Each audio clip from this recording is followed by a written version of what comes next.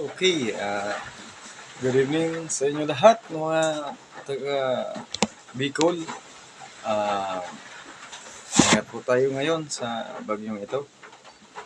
Kasi po, may nakakita na po akong maraming patay po sa Bisaya po.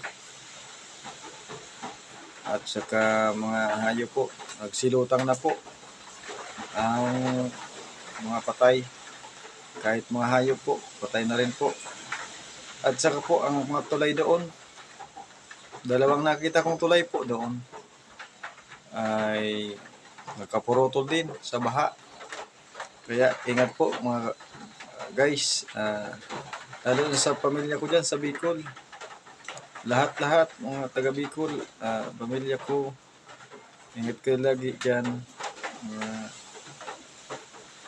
Iwas kayo sa anumang kapamakan.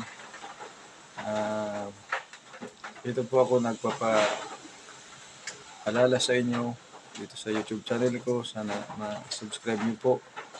Diyan po sa Vera Catando Anis. Ingat kayo dyan, lalo ang pamilya ko. Lahat mga kababayan ko dyan, lalo sa Bicol din. Camarines Sur, Turagi Sangay, Camarines Sur. Iwas din kayo dyan, lalo na mga kababayan ko dyan sa Patitinan. So mga malapit, dapat nakapaghanda kayo dahil sa bagyo ito. Kaya po aking ipapaabot sa inyo. Punta na lang kayo sa Evacuate Center. Meron naman akong dyan nakita sa plaza ng Sangay, Camarines Sur. Doon na lang po kayo para safety, iwas sa anumang landslide, bagyong ito. Dito po sa Manila, Malabon po. Nandito ako ngayon.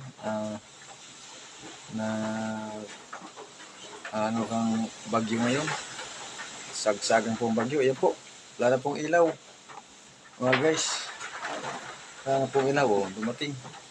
Patay-patay po ang ilaw. Dahil po sa lakas ng hangin po.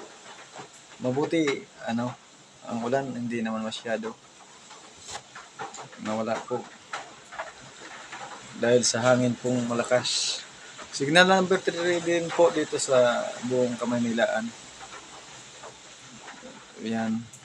Mag-ingat kayo lahat ng mga taga rito sa Maynila. Huwag nga sana kayong maglabas-labas kung wala man na mahalagang bagay na pupunta na at bibilihin. Safety mo na po kayo dyan sa inyong bahay. Kasi 18 hours po ito. 18 hours kanina po simula. Kaya ang oras yun. Yan po ang ating paabot na magandang balita sa inyo. At masamang balita dahil sa kagawa ng bagyong ito. Marami na epekto po. Dito po, silaglaga ang mangga namin sa labas. Sayang naman. Kahit kaninong dito sa Manila, kung may mga tinanim din, sayang talaga. Dahil sa perwisyong bagyong ito. Baka siguro po bukas wala na rin.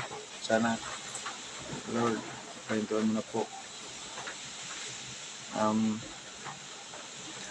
Masabi ko lang po sa iyo, inyong lahat, mga ka-guys, ingat po tayo lagi sa kapangakan at sa inyong trabaho. Nasaan kayo ngayon, nagtatrabaho, inyong pag-uwi. Okay po. Subscribe na lang po ang YouTube channel sa Nusuki. Shout out sa lahat ng mga taga Bicol. Shout out din sa mga kakilala ko dito. Ingat kayo. Kasi masama ang panahon ngayon. Okay, lang ang TikTok ko. Sandro Albilla, Facebook Sandro Albilla. Basta yung YouTube channel, Sandro Suki, pag-subscribe na lang po. Maraming salamat. God bless sa inyo lahat. Ako ay nag-isa dito, kaya ako ay nag-vlog dahil dito lang sa masabang panahon na ito. Thank you. God bless sa inyo lahat.